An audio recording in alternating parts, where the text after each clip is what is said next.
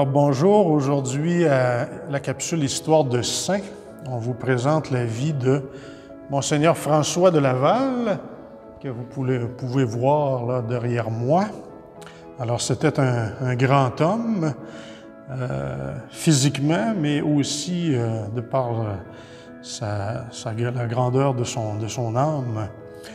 Alors, premier évêque de Québec et même en Amérique du Nord, il a été le pasteur du plus grand diocèse du monde à avoir jamais existé. La Nouvelle-France, à l'époque, couvrait presque toute l'Amérique du Nord. Alors, allons découvrir maintenant la vie et la spiritualité de celui qu'on appelle le Père de l'Église du Canada.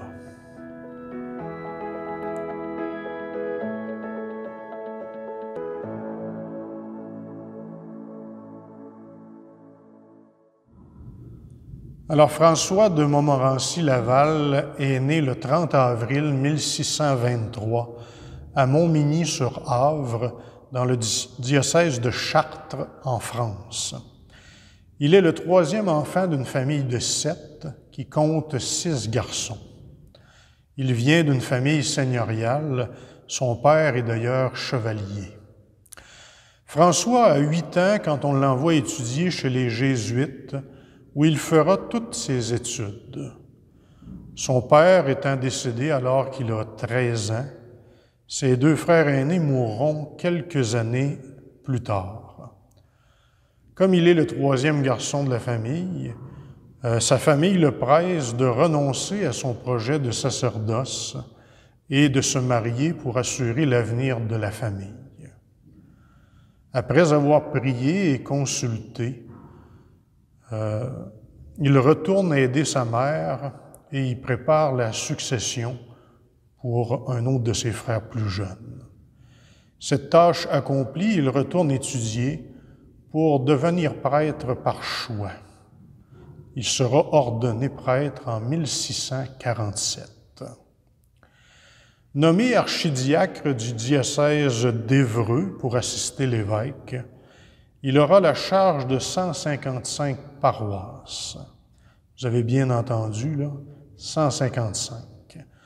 Évidemment, il n'est pas tout seul là-dedans, parce qu'il y a quand même des prêtres, mais il visite donc ces paroisses. On dit qu'il remplit à la perfection ses tâches à l'édification de tous, et il prêche souvent la parole de Dieu lors de ses visites. En 1653, il a pour projet de se rendre au Tonkin, l'actuel Vietnam, pour y être missionnaire. Mais les plans de Dieu sont tout autres pour lui. Il devra plutôt se retirer à Caen pour se consacrer à la prière, aux soins des pauvres et des malades, tout en attendant sa prochaine mission. En 1658, François de Laval, à 35 ans, est nommé vicaire apostolique au Canada par le pape. Il sera ordonné évêque dans le secret par le nonce apostolique contre les prétentions de l'archevêque de Rouen qui cherchait à exercer sa juridiction en Nouvelle-France. Arrivé à Québec en juin 1659, Monseigneur de Laval se met tout de suite à l'œuvre. Confirmation des néophytes, autant les Indiens que les Français, visite des 80 familles de sa ville épiscopale, visite des communautés religieuses déjà présentes au pays.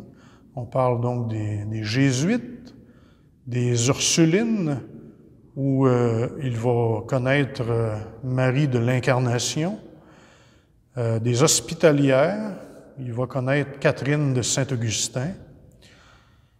Il montre beaucoup d'affection aux Indiens et sa forte personnalité donne une bonne impression à la population en général. La nouvelle colonie ne compte alors que 5 paroisses et environ 2500 colons. Mais François de Laval a bien en vue l'objectif de sa présence en Nouvelle-France, fonder et organiser l'Église destinée à devenir la mère de toutes les Églises au Canada. Il doit également lutter pour imposer son autorité face à la plupart des gouverneurs de l'époque, puisqu'il n'est pas encore officiellement évêque de Québec. Il ne sera en effet confirmé dans cette tâche par Rome qu'en 1674, soit 15 ans après être arrivé. Il s'oppose vigoureusement au trafic d'eau-de-vie avec les Amérindiens, un mal qui engendre toutes sortes de désordres moraux. Monseigneur de Laval est avant tout un missionnaire dans l'âme. Il ne recule devant rien pour porter l'Évangile à tous. Doté d'une vigueur et d'un courage peu communs, peu importe les saisons, en raquette ou en canot, à travers les innombrables incommodités, les moustiques, etc., les hivers rigoureux, il franchit des distances incroyables et accidentées pour le salut des âmes. En 1663, Monseigneur de Laval fonde le Séminaire de Québec pour former les futurs prêtres destinés aux futures paroisses de son diocèse. Il en confie la direction à 6 prêtres qui remplissent leurs tâches de façon consciencieuse et efficace. Mais Monseigneur de Laval pense aussi aux jeunes moins fortunés qui pourraient être appelés par Dieu, mais sans pouvoir s'offrir le Collège des Jésuites. En 1668, il fonde donc le Petit Séminaire de Québec, loin de se douter qu'il vient de mettre les bases de ce qui deviendra un jour l'Université Laval. Et pour les jeunes qui ne démontrent aucun attrait pour les études, mais qui en ont davantage pour le travail manuel, Monseigneur de Laval fonde à Cap-Tourmente un genre d'école d'art et de métier. Il encourage aussi les associations pieuses, les confréries de la Sainte Famille et de Sainte-Anne. Lui-même partage ses dévotions, en plus d'un grand amour de la Vierge Marie, et il confirme Saint Joseph comme étant le patron de l'Église naissante de l'Église du Canada. En 1681, Monseigneur de Laval entreprend sa dernière visite pastorale des paroisses. Puis, affaibli dans sa santé, il démissionne en 1684. Après 25 ans d'épiscopat, le nombre de paroisses au pays était passé de 5 à 35, celui des prêtres de 25 à 102, celui des religieuses de 32 à 97, 13 prêtres et 50 religieuses étaient nés au pays. Monseigneur de Laval se retire au séminaire de Québec où il s'adonne à la prière, à la pénitence et aux soins des pauvres.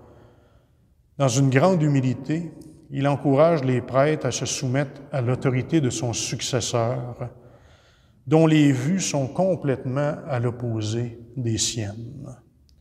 Puis, malgré son état de santé fragile, il remplace ce même successeur durant ses longues absences du diocèse.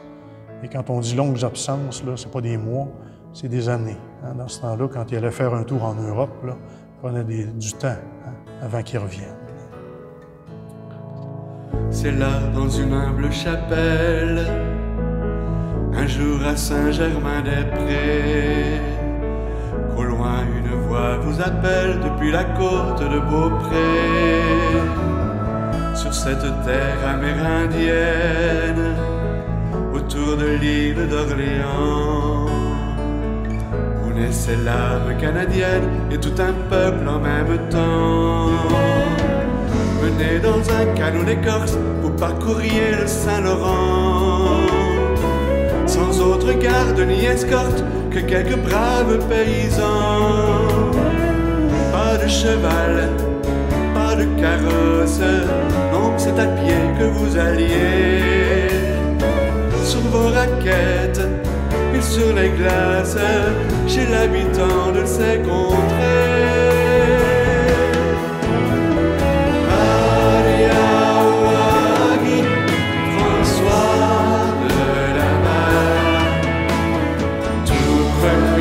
Pasteur de notre peuple, adieu,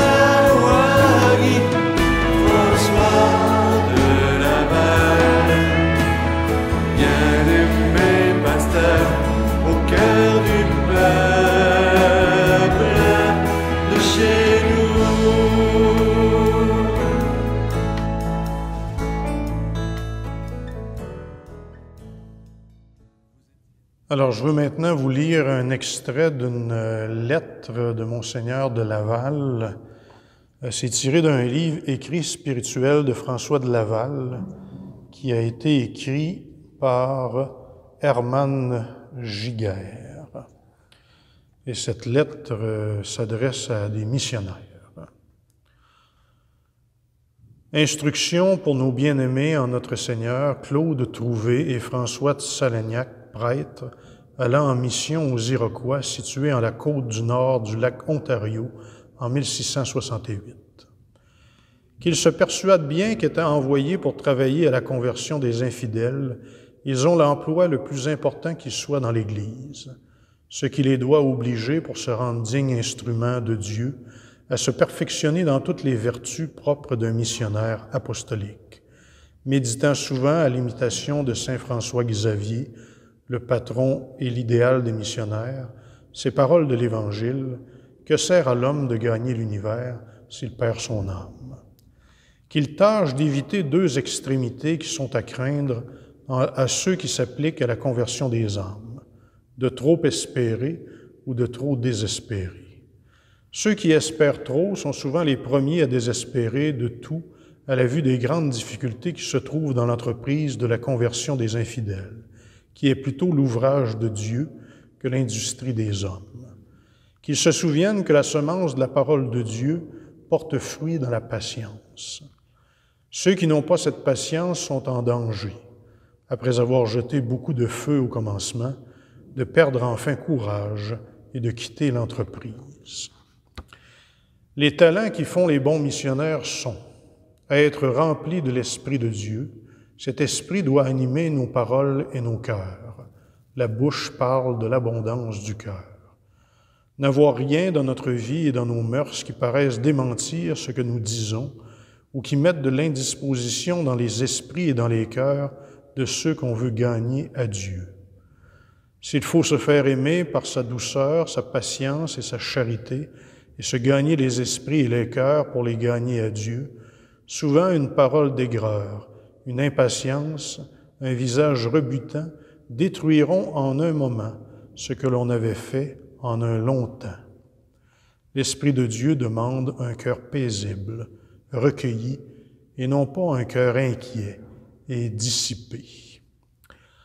Alors on voit transparaître toute la sagesse de Monseigneur de Laval à travers ces lignes, et en même temps, je trouve que c'est un bon enseignement pour nous autres aussi, aujourd'hui. Pasteur de grande vigilance, il vous souffrait d'être mêlé aux brouilleries entre puissances et leurs intrigues obstinées. Devant ces croix les plus amères, vous retrouviez dans l'oraison la confiance la plus entière, la grâce de l'abandon. Sans même verser une larme, ni même jeter un soupir, vous regardiez au creux des flammes 40 années s'évanouir. L'œuvre de Dieu n'est pas de pierre, mais ne l'est pas non plus de bois. L'âme et le cœur de cette terre se construisaient sur votre foi.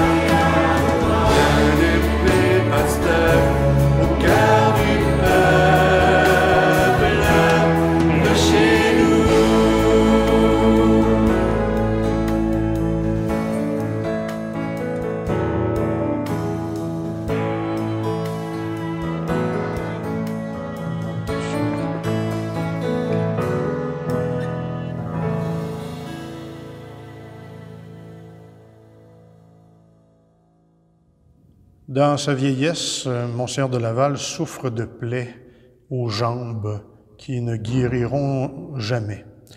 Le vendredi saint 1708, il contracte une engelure au pied qui va lui être fatale.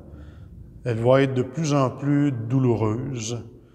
Il offre ses souffrances en réparation des péchés qui pourraient se commettre au grand séminaire et pour qu'on conserve toujours en cette maison l'amour de Dieu. Monseigneur de Laval s'éteint paisiblement en récitant le chapelet de la Sainte Famille le 6 mai 1708. Il venait d'avoir 85 ans. Il a été béatifié par le pape Jean-Paul II en 1980, puis canonisé par le pape François en 2014. C'était la capsule Histoire de Saints. Alors, continuez à nous suivre. Il y en aura d'autres au cours de l'année. Merci.